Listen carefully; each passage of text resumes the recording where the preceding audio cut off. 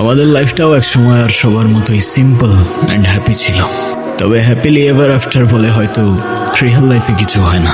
একটা অ্যাক্সিডেন্টে আয়শা আর আমার দুনিয়াটা অনেকটাই এলোমেলো হয়ে যায়। আয়শা প্যারালাইজড আর আমি দিন গুনতে থাকি ওর অপেক্ষায়। আমাদের দেখা হয়েছিল ক্যাম্পাসে, আমাদের ক্যাম্পাসে।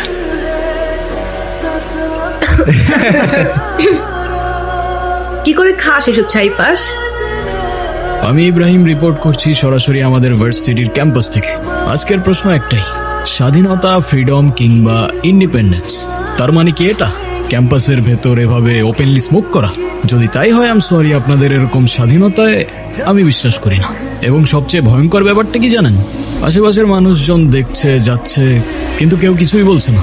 দোস্ত, ওই ছেলেটা আমাদের দেখে ভিডিও করতেছে কেন? Hello, not accepted. Excuse me, what? আপনি ভিডিও কেন করছেন? কে আপনি? স্টুডেন্ট। আই মিন আপনি কে? স্টুডেন্ট তো আমিও।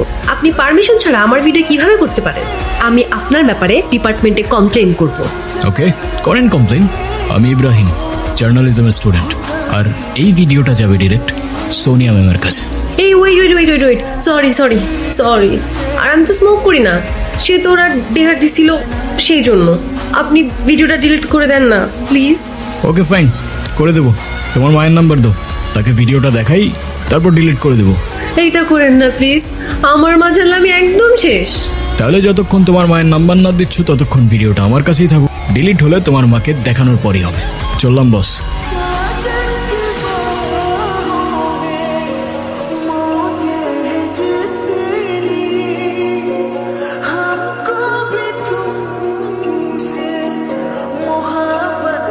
কি তুমি কাঁদছো কেন? আমি কাঁদলে আপনার কি? কি আপনি আমার মায়ের নাম্বার চেয়েছিলেন না? নেন, যা খুশি বলেন, ভিডিও দেখান, যা ইচ্ছা করেন। হ্যাঁ রে বল। হ্যালো আন্টি, আসসালামু আলাইকুম। ওয়ালাইকুম সালাম। আপনি কে? আন্টি, আয়শার ব্যাপারে আপনাকে কিছু কথা বলার জন্য কল দিলাম। হ্যাঁ বলো। আন্টি, আপনার মেয়ে তো অসাধারণ একজন মানুষ। আমি ওর ক্যাম্পাসেরই ফ্রেন্ড। ক্যাম্পাসের সব টিচাররাই ওকে অনেক ভালোবাসে। ক্যাম্পাসে ওর মতো আরেকটা মেয়েও নেই। তাই ভাবলাম যে মেয়ে এত ভালো, তার মা না যেন কত ভালো মনের মানুষ। তাই ওকে বললাম আপনার সাথে একটু কথা বলার সুযোগ করে দিতে। ও মা, তাই নাকি? Thank you. তুমি তো খুব সুন্দর করে কথা বলো। শুনো, তুমি আয়শার সাথে আমাদের বাসায় আসবা, কিন্তু তোমার কিন্তু দাওয়াত রইল। আপনি আমার মাকে কিছু বললেন না কেন? সে তো আমি এমনিও বলতাম না। তুমি তো লিটারেলি কান্না করছিলে। আমি তো নিজেও বুঝতে পারিনি তুমি এতটা ভয় পেয়ে যাবে। এদিকে তাকাও, তুমি তো জানো তুমি ভুল না, রাইট? তো তুমি নিজে যখন জানো তুমি রাইট, তোমায় যে যতই ব্ল্যাকমেল করুক না কেন, দুনিয়ার কাউকে তোমার ভয় করার প্রয়োজন নেই। কি বুঝছো? জি বুঝছি স্যার। কি বুঝছো? এটা নিছক কোনো মার্ডার হইতে পারে না সুমিত। খুনের মস্তিষ্কে ভয়ঙ্কর কোনো খেলা চলছে, বুঝলে? আমার মনে হচ্ছে ভাই। ক্রাইম সিন থেকে সরাসরি বলছি, এটা কোনো সাধারণ খুন নয়। হয়তো একটা ঘোষণা, নয়তো একটা চ্যালেঞ্জ, যা ছুড়ে দেওয়া হয়েছে পুরো সিস্টেমকে। এখানে এই মাটির নিচে খুনি পুঁতে রেখে গিয়েছে এক নিষিদ্ধ গল্প, যা সে কাউকে শোনাতে চায়নি। হয়তো চেয়েছিল চিরতরে চাপা পড়ে যাক। পুলিশ বলছে এই মৃত ব্যক্তিটাকে তারা খুঁজছিল বহুদিন ধরে, কিন্তু এখন সে নেই। আমি ইব্রাহিম এই মৃতদেহের পাশ থেকে একটা জীবন্ত প্রশ্ন তুলছি। এই শহরে ঘাতকের মুখোশ পরে কে ঘুরে বেড়াচ্ছে?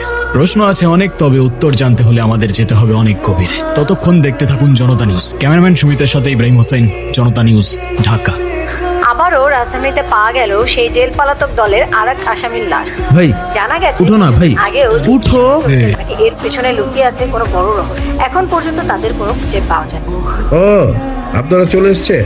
অনেক ঝামেলার মধ্যে আছি, আপনাদের জন্য অপেক্ষা ছিলাম। হয় মিয়া, কয়দিন আগে যে নিউজ করে নিয়ে গেলেন, কই কোথাও তো দেখলাম না। আমরা শুধু বিরিয়ানিতে মশলা খাই স্যার, ভিউজের জন্য সেটা নিউজে দিই না। তাই যারা সত্য দেখতে চায় না কিংবা জানতে চায় না, তাদের পর্যন্ত আমাদের নিউজটা ঠিক পৌঁছায় না স্যার। কি হচ্ছে এই দেশের অবস্থা? যেখানে ক্রিমিনালসরাই সেফ না, সেখানে আপনার আমার মতো সাধারণ মানুষের নিরাপত্তা কোথায়? একটার পর একটা লাশ পাওয়া যাচ্ছে, আমরা জানতে চাই পুলিশ আমাদের কি বলতে চায়।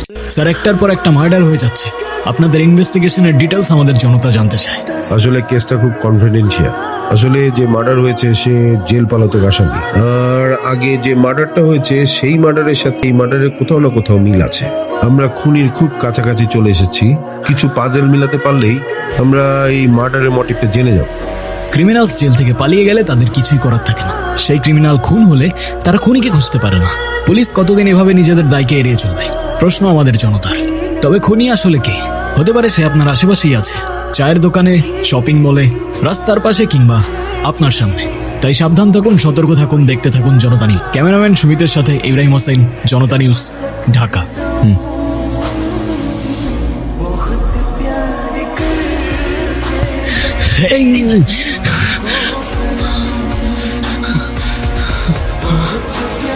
ভাই হয়েছে কি তোমার? ভাই ভাই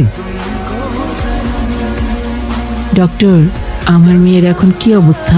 ওর মাথায় যে ট্রমা লেগে আছে ব্রেনের নিউরাল রেসপন্স সিস্টেমকে এক প্রকার শাটডাউন করে দিয়েছে। মানে ব্রেন কমান্ড দিতে পারছে না শরীরকে। তবে একটা ভালো দিক আছে। কি ভালো দিক? উনি সব কথাই শুনছে, এমনকি বুঝতেও পারছে, শুধু সাড়া দিতে পারছে না। তবে এখন আপনাদের সবচেয়ে বড় কাজটা হচ্ছে ওর মনে ভালো স্মৃতি ফিরিয়ে আনা। ওর পছন্দের গল্প, পছন্দের মানুষ, ভালো লাগার গান, বই, মুভি, যে কোনো কিছু দিয়ে ওর ব্রেন রিকল করতে পারে। কি কি দেখছো? দেখে কিন্তু কোনো লাভ নেই। তোমার এখন মোটেও কফি খাওয়া যাবে না। তবে তোমার মনে আছে, এই কফি থেকেই কিন্তু আমাদের কানেকশনের শুরু।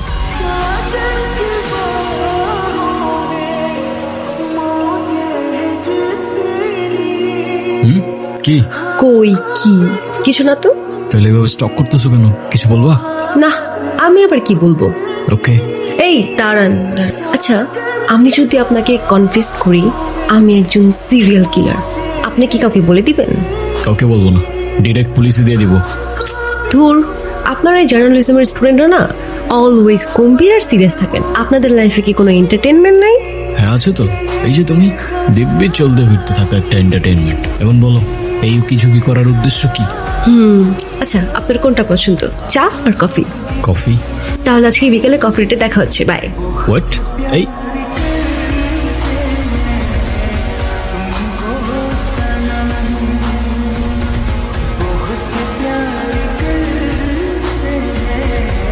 হ্যাঁ মা, বলো। যাক, অ্যাটলিস্ট আজকে তুই ফোনটা ধরলি। কেমন আছিস? এই তো আলহামদুলিল্লাহ ভালো। তোমরা ভালো আছো? একজন মা তার একমাত্র সন্তানকে ছেড়ে যেমন থাকে তেমন আছি। বাবারে, অনেক দিন তো হলো। এখন না হয় তোর বাবার কথাগুলো ভুলে বাড়ি ফিরে আয়। অন্তত নিজের ভবিষ্যতের কথা ভাব। আমরা তোর বাবা মা, আমরা বাবা মা তো তোর খারাপ চাই না। মা, তোমাদের মতো আমিও তোমাদেরকে অনেক ভালোবাসি, কিন্তু একই কথা আমি আর বারবার বলতে পারছি না। মা, রাখছি, পরে কথা হবে। এতটুকু বোঝার চেষ্টা করো, এই সিচুয়েশনে আমার আয়সাকে ছেড়ে আসা পসিবল না। শোনো, আমি অ্যাটলিস্ট বাবা হিসেবে ছেলের লাইফটা শেষ হওয়া দেখতে পারবো না।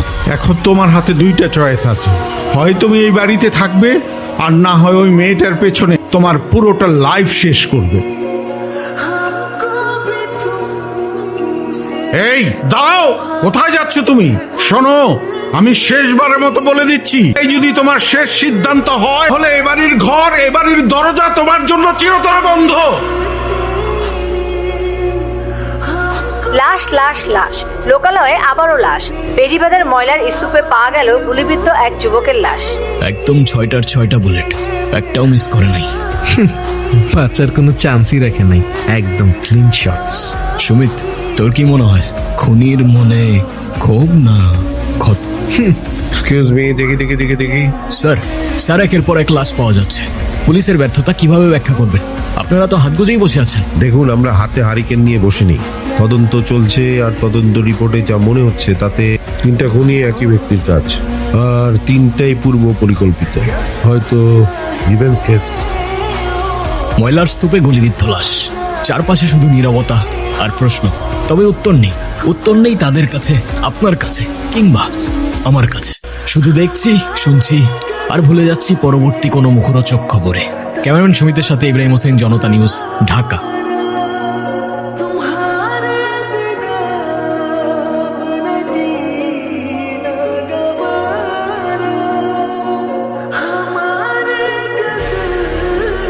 Happy birthday to you, happy birthday to you. এই কি সমস্যা? তোমরা শুধু এরকম করতেছো কেন? কি আবার করলাম আমরা? আমরা তো জাস্ট ওর বার্থডে সেলিব্রেশন করতেছি। তুমি চাইলে আমাদের সাথে জয়েন করতে পারো। এক্সকিউজ মি, হ্যালো হ্যালো, আমাকে ছাড়া আবার কিসের সেলিব্রেশন হচ্ছে? তুই চাইলে তুইও কর। Sure, share. the party is over. Get out, please. I said, get the fuck out of here. চল। কিসের এত ভয় তোমার? ক্যাম্পাসে কোনো প্রকার ঝামেলা হলে সবার আগে আমাকে বলবা। চুপ করে আসো কেন? আপু তোমাকে একটা কথা বলি, তুমি কাউকে বলো না, হ্যাঁ? আপু ওই ছেলেগুলো না আমাকে সব সময় ব্ল্যাকমেইল করতে থাকে যাতে আমি ওদের কথা মতো চলি। ওরা না আমাকে, দেখো, ওরা আমাকে এই ছবিগুলো দেখায় আর বলে ওদের কথা মতো কাজ না করলে আমার এই ছবিগুলো ভাইরাল করে দিবে।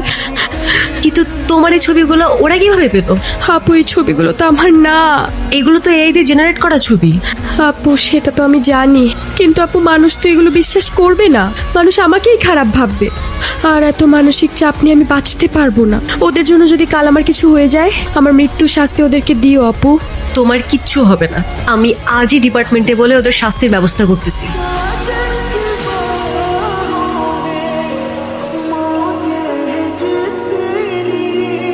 বছরের শুরুতেই সদ্য গ্রেপ্তার হওয়া আচ্ছা ভার্সিটি ভাইয়া, তরুণী এটা তো হত্যা আমাদের মামলার ভার্সিটির 4 জন কেসটা আসামি না? গতকাল রাতেই জেল থেকে পালিয়ে। হোয়াট?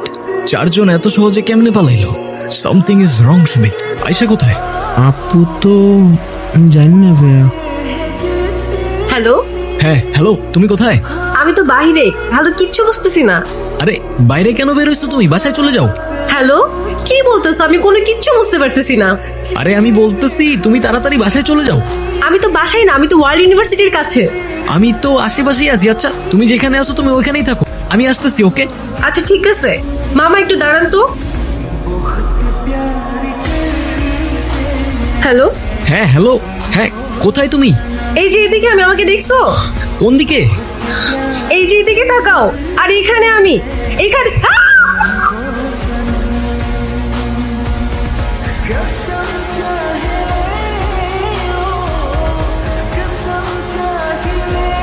কখনো ময়লার স্তূপে ফেলে রাখা লাশ, কখনো নদীতে, কখনো রাস্তায়। কে এই ব্যক্তি? কি দেখছো? ভয় পাচ্ছ? তোমার তো এখন আর ভয় পাওয়ার কোনো কারণ নেই। ভয় তো পাবে ওরা। এখন থেকে তুমি একটা নতুন দুনিয়াতে বাসবে। মনে আছে তোমার? কথা দিয়েছিলাম তোমাকে আমি, যে তোমাকে ছেড়ে আমি কোথাও যাব না। Do you believe in promises? হঠাৎ এই প্রশ্ন? আহা বলো না, তুমি কি প্রমিসে বিশ্বাস করো? আই মিন, কয়জনই বা প্রিয় মানুষটার সাথে সারা জীবন থাকে? যে থাকে সে বোঝে, বাকিরা চলে যায় কিংবা যাওয়ার বাহানা খোঁজে। বুঝলাম। আচ্ছা ধরো আমার বড় একটা অ্যাক্সিডেন্ট হলো, আমি এখনকার মতো থাকলাম না, তখনও কি আমার পাশে থাকবা? কথা দিতে পারি থাকবো, সেটা যে কোনো সিচুয়েশনই আসুক না কেন। তবে যদি বিশ্বাস না করো, সেটা তো ভবিষ্যতই বলে দেবে কে তোমাকে বোঝে আর কে বাহানা খোঁজে। অনেক যন্ত্রণায় সময়গুলো পার করছো তুমি। যারা দায়ী তারা শাস্তি পেয়েছে আর পাবে। আরেকটা প্রমিস করব, এবার নতুন বছরটা তোমার নতুন করে শুরু হবে। কথা দিয়ে যাচ্ছি আজ।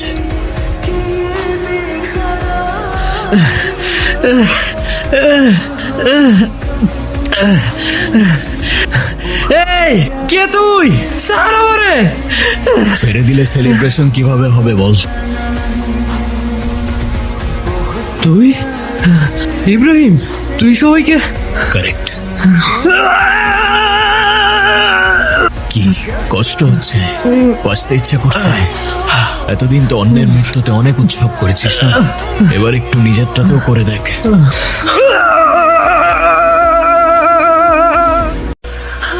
আপনার সাথে যে আরেকজন ছিল উনি কোথায়? ও ভাইয়া তো কাজ শেষ, তাই ভাইয়া ভ্যাকেশনে গেছে। আচ্ছা।